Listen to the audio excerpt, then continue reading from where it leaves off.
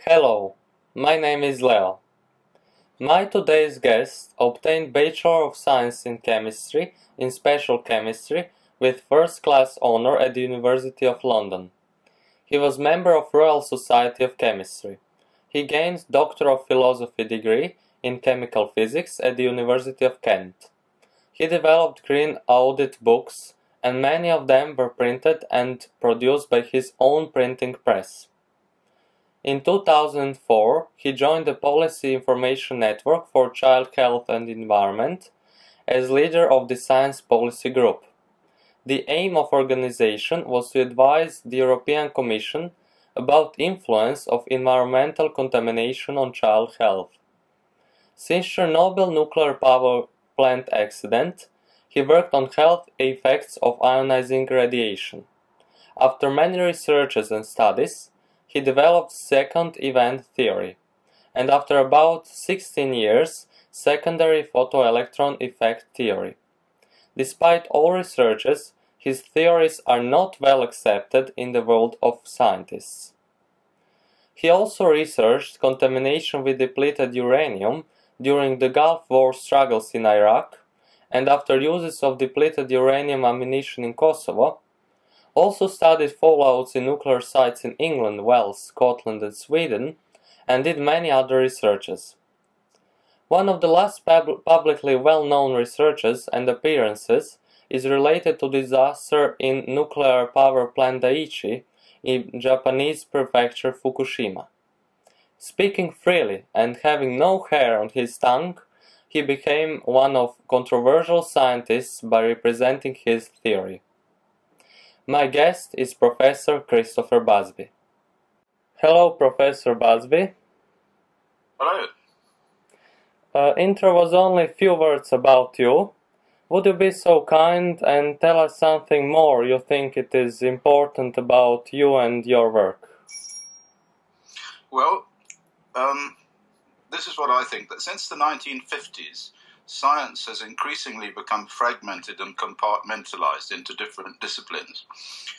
And what I do is I try to reassemble the parts. So in order to do the work I've done, I've had to make myself an expert in many different areas. And I've written some of these down. Epidemiology, meteorology, atmospheric physics, hydrology, dispersion modeling, radiation biology, cell biology, physiology, biochemistry, pharmacology, genetics, radiation physics, nuclear physics, dosimetry, statistics, electromagnetic field theory. Anyway, I won't go through all of it, but you get the picture. The thing is that when I do court cases as an expert, which I do quite a few, what happens is that they bring in an expert, but it's always an expert in one narrow field, you see. And the problem is with science is that many areas of science cannot be pulled apart in this way. I mean, science is very powerful in the way that it dismantles a set of empirical observations into little pieces, and then looks at each one separately and tries to figure out a theory of that, and then it tries to put the whole lot back together. And that works for some types of science, but it certainly doesn't work for things to do with living systems. Living systems are extremely complicated and complex. And so if there's anything that I do that's different and that has put me where I am now and why I'm arguing with everybody, it's largely because I can see the whole picture. And it's very difficult for somebody to do that. You know, I haven't really done a lot of university work in my life. I've kind of kept out of universities. I've been more involved in thinking about things myself. And as a result of that, I'm in a position which is really quite unique now, you know, really quite unique. The other thing is that my main current and my life interest, the main interest I have, which never comes across in any of the things that I do on the internet or even anywhere else, is life. My main interest, right from when I was first working for the pharmaceutical company, Burroughs Wellcome, has been what is life? How does it work at the molecular level? What's going on there? I've made some developments there. So that's what I like to do. That's my kind of main interest. But unfortunately, I spend most of my time doing radiation, which is extremely boring and actually not very difficult. There we are. I said in introduction controversial. Do you think if that is usual way of communication, bringing new theories and conflict of opinions normal in science? Well, if I understand you correctly, the point about controversial is that you are saying something that people don't like to hear. And it's always been the case, not only in science, but also in politics and in philosophy, that generally, if you say something that people don't like to hear, or particularly scientists, in this case, in the area that you work in, don't like to hear because they think something else, even normally throughout history, it's been quite difficult. Things, if you come up with some new idea, or if you come up with a new interpretation of the facts, then you're bound to be controversial. Yes. And of course, in the past, nearly all great theories or great developments in science have started by being controversial. I mean, the atomic theory, for example. I mean, in the early part of the 19th century, 20th century, Berzelius refused to believe in the atomic theory, and I mean, Newton's ideas about the universe were still not believed 20 years after his death.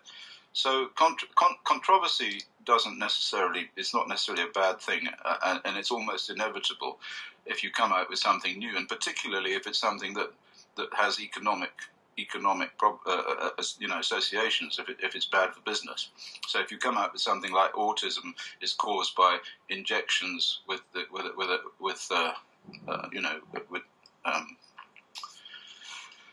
these immunization schemes, then of course you're controversial, and very often you lose your job, as indeed that guy did. I mean, luckily for me, I don't really have a job to lose, so I can afford to be controversial. Although I have been kicked out of several universities, I have to say. Okay. What is your opinion about science today? I think science today is largely dead. There are two things about science today. First of all, the really big scientific questions are not asked. So, I mean, one question that I'm interested in, of course, is what is life? And you'll get loads of textbooks with pretty pictures of cells and lots of little diagrams and arrows with names on them for the various parts of cells and so forth. And if you look at proteins, and you'll find that they've got all these protein structures, and you see these amazing sort of convoluted pictures in different colors that look like somebody's dropped some spaghetti on the floor. And then there's an arrow saying active site, and I have to say you could have fooled me. So I don't think anybody really has the faintest idea what's going on at the molecular level in terms of life. And I have to say also in terms of the universe, if we go to the other extreme, and we go and look out in the universe, we find that the current theories of cosmology they just do not answer the observations. I mean, they've lost all this dark matter stuff. They've lost about 95% of the universe. It seems to me that science has somehow become black boxed into a corner. So that's the first thing. Somebody needs to get out the black boxes and open them up again and look inside to see where they went wrong along the way. But the other thing has to do with the discipline of science and what it considers that it can study and not study. So it's a bit like that famous painting by William Blake of Newton sitting by the seashore with his dividers measuring a little patch of sand, and all around him is darkness.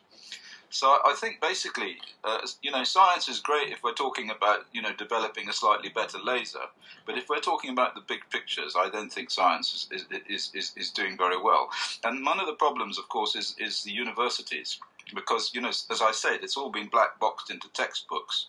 So everybody reads the textbooks and the students are taught from the textbooks. And by the time they get through the university to the other end, they think they know science because they read all the textbooks and they've answered all the right questions in the examination. And then they go on to do a PhD in some slowly minor subject, and they come out as doctor, whatever it is. And they say, I'm a scientist. Then they go and work for Monsanto. So I think science has to be rebuilt from the ground up by people like you, maybe, people who just are interested and don't, and don't get sucked into the system. I think that's the problem. If you get sucked into the system, you go into the universities and you do your degree. By the time you come out of it, I think you've had it. You have to think of another way to go at it.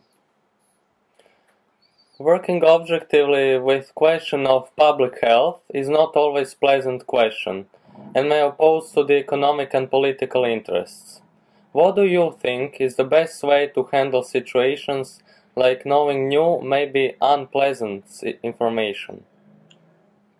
Well, I've always believed that the scientist is no different from anybody else when it comes to that. So if you find that if you happen to stumble over a situation where somebody is stealing money, or somebody has killed somebody, or people are being poisoned in some way, it's your duty to blow the whistle. It's your duty to go outside and tell the public that there's something wrong. And so the way you do that is you go directly to the press. You go directly to the newspapers. You write books, you write leaflets, you chain yourself up to things if you have to. In fact, I've done that too. So, for instance, in the past there was a situation where there was a nuclear power station in Wales which was very dangerous. And so we just chained ourselves up to the gate and we made lots of leaflets and so forth, and we closed the power station so it couldn't continue to run. But of course, that's not the kind of thing a scientist is supposed to do. But nevertheless, I think it's very important that you do that. In fact, in a recent court case, just this last year, in the Royal Courts of Justice in London, I was ruled out as an expert witness. They said, you cannot be an expert witness under English law because you are also an activist. So, you write articles for The Ecologist, you chain yourself up to things, you go out on the internet with videos, and therefore you can't be an unbiased expert. They think that makes you biased if you don't sort of just publish in the peer review literature. But of course, this is the other problem about black boxing, that if we go back to your earlier question, the peer review literature is the ultimate black box, because the people who are the reviewers for the journals are people who are old people who believe in what it was that they were taught, and they were taught by people who believe what they were taught, and so on. So if you write an article, you write a scientific paper and you send it to one of these journals, then what happens is that the referee just throws it out. He says, "Oh, this is absolute nonsense. I don't believe that." And he said, "This is," so it gets rejected. So it's really quite difficult to get ideas out. Unless you've got the internet, of course you can do that. But then, problem is there's so many loonies on the internet, that it's difficult to distinguish the people who are okay from the people who think that aliens have invaded us and that, you can levitate and float across the sea by saying magic words. So there's a bit of a problem at the internet. Nevertheless, it's a very good thing that the internet exists and we can do things like this. What was your best experience in your science work? Yes. Well, I read your question. That's an interesting question. I'll tell you what it was. It was really quite simple. I had an idea that I could measure the oxygen level, the oxygenation of hemoglobin, of blood. Blood is red, and that when it's oxygenated, it's red, and when it's deoxygenated, it's a sort of slightly bluey colour, okay? So it seemed to me as a spectroscopist, because I was trained as a spectroscopist, that I could figure out a way of measuring the oxygen in blood. And so just like you, I taught myself electronics. And so I bought all the resistors and transistors and optoelectronic components and so forth, and I fiddled about and I made a circuit that would amplify signals. And I wired it up to a recorder, and I made this device which shone light into the skin. And I made it out of car body filler and LEDs, so then I connected it all up and I put it on the recorder and switched it on, and it worked. I could see the heartbeat going like this, yeah. But then the funny thing was that it was going up and down, and so I thought, wow, that must be my breathing. You see, because as you breathe, the oxygen goes down through the blood supply, and this detector was on my hand. And so it went up and down with my breathing, but it was out of phase. So if I breathe in and I breathe out, then the peak went up and down about 2 seconds, 3 seconds later on. But the interesting thing was that there was another peak, a little echo. So if I breathed in and out, I got a peak and then a little peak. And then I breathed out and I get a little peak and then a little peak. So the first thing was it worked. So that was fantastic. I'd thought this idea out in bed. I'd made all the electronic circuitry. I'd made the little thing with all the widgets inside it. I'd put it on my hand. I'd stuck it on the recorder, and blimey, it works, okay? So not only do you see the heartbeat, but you see the breathing. And the second peak I figured out was the pulmonary circulation, because when you breathe in oxygen, you oxygenate the blood in two ways. First of all, the blood that goes from the heart is oxygenated, but then another circuit goes around the lungs and gets oxygenated, so you get a little echo, because that's the oxygenation circuit that oxygenates the heart itself, you see. It's called the pulmonary circulation. So that was such an immediate and major and entertaining triumph that I capered about in glee for some time. I know it's not a very big deal, but to me it was quite exciting to have figured it all out, and then it works. Yes. I'm very interested in science and wants to become a good scientist, and I know how much work waits for me to do before, and how hard it is to bring a new theory, defend it, and get it recognized in science world. Yes.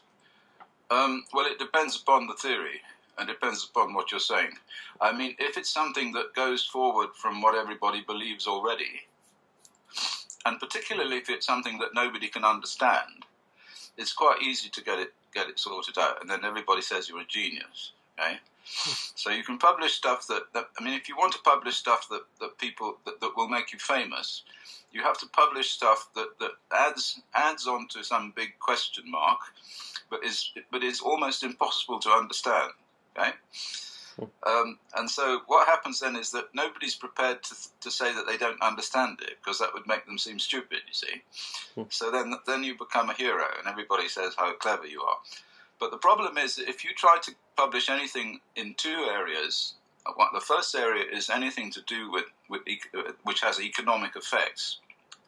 So, for example, the stuff I do, if it were to be accepted that what I'm saying is correct, that internal radionuclides that bind to DNA are very much more dangerous, and they can't be assessed in the way that they are currently being assessed, and then people are dying, then the problem is that you're shutting down the nuclear industry, and you're shutting down the military use of depleted uranium, and you're shutting down the idea that you can win a nuclear war, and all sorts of things. And particularly, you're shutting down the uranium economy. And now the uranium economy is an enormously expensive economy, so it's bad for business. So people don't like what I'm doing. And if you're in that area, like that guy Pushtai, who was writing articles about how GM, genetically modified potatoes were causing problems with rats, making them sick, then again, you find it very hard to publish it, and then very often you lose your job too. I mean, at the moment, I've been collaborating at the Karolinska Institute with Ole Johansson. Ole Johansson is somebody who believes that mobile phone radiation is particularly carcinogenic, and electromagnetic fields are carcinogens also.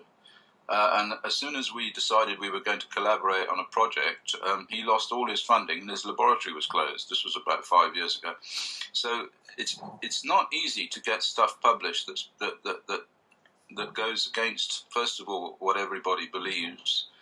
So you then have to get past the referees, and secondly, that might be bad for business. So but that's not to say you shouldn't try to publish that, but you just have to find another way of doing it. You have to do it by writing a book.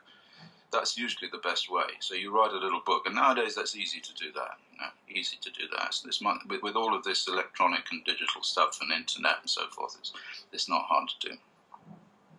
Okay, and what do you think is the best way to become scientist today? I think the best way is what you're doing. I think it's always been, really. My colleague Ernest Sternglass, who was one of the first people to investigate this business of internal radiation in Pittsburgh, he was. And he when he was a young man, before he went to university, he had a theory about protons, which I think is a bit weird myself. But anyway, this was his theory. and about it was a sort of proton universe theory. And he wanted to talk to Albert Einstein, who was like the big cheese at the time. So he went along to Einstein, and he wrote a letter and said, I want to tell you about my proton theory. So anyway, somehow, because it was difficult to do, he ended up at Princeton, and he spent a whole day with Einstein. And he told me about it. He said, what Einstein said to him, he said, if you're really interested in science, what you must do is become a cobbler. You must take some job which just pays you money and is useful, and then you must do all your thinking in your spare time. Okay? You must not go to university, because what will happen then is that all of your clever ideas and all of your independent and new, fresh perception of the empirical data will be squashed by your teachers, and by your by all the work you have to do, and have to write exams, and having to read all this nonsense, or maybe not. Some of it's okay, some of it's not okay. So what you must do really is to become a scientist in your head, and not try to become a scientist in a white coat that's got lots of degrees. And that can come later. You can do that later on. Once you've figured it all out yourself, as you work as a cobbler, or in the supermarket. Well, actually, preferably somewhere where you've got a bit of time, because that's the other thing nowadays. Everybody has to work all the time. All the great scientists were gentlemen. What they did was they just sat about, and they wandered around, and they looked outside and said, oh my goodness, that's jolly interesting. The sky is blue. I wonder why that is. And all that shit. The point is that they could do it, but nowadays you can't do it. You've got to run off to work and sort of make plastic extrusion moldings for windows and stuff like that. So this is a bit difficult nowadays. I'm quite sorry for young people nowadays who don't have some kind of independent means of support, But you don't have to be rich. I mean, nowadays you can get all this equipment. I can see all these bits and pieces you've got there, oscilloscopes and whatnot. You can buy crap like that on eBay now for next to nothing, because nobody knows how it works and they don't want it. So, and transistors and resistors. I mean, nowadays you can get an operational amplifier for 50 pence. Which is like the enormously powerful operational amplifier, just a little thing like a spider with 6 legs, and off you go. You can amplify anything. You can amplify picoamps. So there's a lot of fun to be had. My preferred sciences are natural sciences. I like math, learning about chemistry, working with experimental physics, and especially about subatomic particles and energy. So many things, and I don't know yet what will be my primary interest for 2 years when I'll apply for university. So could you give me a guideline in my life which would help me to decide which science I should choose to go for? Right, okay. Well, I noticed you haven't said anything about biology there. I'm also interested. I'll tell you what I think is this. It's a question of size, The further down you go, the more difficult it is to understand what's happening. And so when you get down to subatomic particle level, I think that you're in an area where it's just all about arm waving and mathematics, and probably is wrong, in my opinion. There's probably a lot of nonsense there. So I would keep away from physics. Physics is not an easy area. It's an area that's rather like magic. So in order to keep your hands on reality, I would go as far as you can go with physical chemistry. So at least there you've got real things. You've got molecules. If you mix this red stuff with that blue solution, you get a green precipitate, and that always happens, And there's no argument about it. And with physical chemistry, you can extend chemistry into physics, right? And you can extend physical chemistry upwards into biology, into molecular biology. So if you want to study so that you have a kind of basic grip, or a basic a basic machine, a basic system of analysis that will enable you to look at anything, then you want to go to chemistry, I think. I mean, it may not be what you want to hear, but I mean, this is what I have found, that physicists really are are in hyperspace. You know, they're not people that really can deal with the real reality. They always ignore chemistry because they think it's lower class. And as for biology, you know, forget it. That, you know, these are just like wet things that they don't have to think about because they're all too kind of, they're not in no straight lines. You know, you open up a rat and all these sloppy things fall out, and you think, oh God, I don't want to know about that. You know, quick, get out the triple integrals. You know, so I keep away from physics if I were you. That's my advice. You know, young boys like you, I know in my experience, always want to do physics because they think it's romantic. But I can tell you it's a fucking nightmare. You know, you don't want to get there, really. It will destroy you. Yeah, so that's my advice. Go for chemistry. Okay. And do you have something more to add? Maybe advise something to future scientists, to me and my peers interested in science? Yeah, I did make a note about this. Well, basically it's this: always question everything. And always try to go back to the source. Like I said to you before about the black boxes, if you get a modern textbook on anything, you know, it will give you an idea of what's going on. But then if you go back to an earlier one, because what textbook writers do is they always copy it from the previous textbook, okay, and put in some pictures. And so the previous textbook then copies it from the previous textbook, and so on. You go right the way back. So always go back to sources for data. So if you're interested in an area and you want to see what's going on, go right back to the first scientific papers that were written on it and go forward from there. Always question. Don't ever believe what it is anybody says. Okay? Always think why, how, what, you know, who are they? Is there money in it for them? And all these questions you need to ask because they're good questions. I mean, I've been recently going back and looking at the earliest work on radiation and health. And if you go back to the source data, you find there's all sorts of problems with it. But what happened was they were just covered over, or they weren't understood at the time, or actually there might even be some bad guys, you know, who changed the data. In fact, we found that. So if you need to know what's going on, you always have to go back to the source. And there's one other thing I wanted to say. Well, you know, if there's time. And that is, somebody should look at phenomena that physics doesn't normally deal with, or science, if you like, doesn't normally deal with. You know, what I like to think of myself as a student in the area of natural philosophy. This point about science, it makes me think about men in white coats and professors and so forth. I'd rather be a student myself, and I think there are a couple of areas. First of all, there's the area of what might be called parapsychology. There's a bloke called Sheldrake who is a scientist. He's a biologist at Cambridge, and you'll probably see him on the internet. He's a bit of a weird guy. I mean, I've met him, and he's got some very strange ideas. But what he does do is he takes the time to consider the empirical observation. So, you know, you must look at the world and you must accept what you see. You can't deny what you see on the basis of some theory. That's the main problem that there is with science at the moment. If you see something, you know, or if scientists see something, they say, oh, that can't be true because of so-and-so. But actually what Sheldrake did, one very interesting experiment, was he video cameraed dogs who belonged to an owner. And he had another video camera looking at the owner who was at work, long way away, you know, maybe 50, 70 miles away.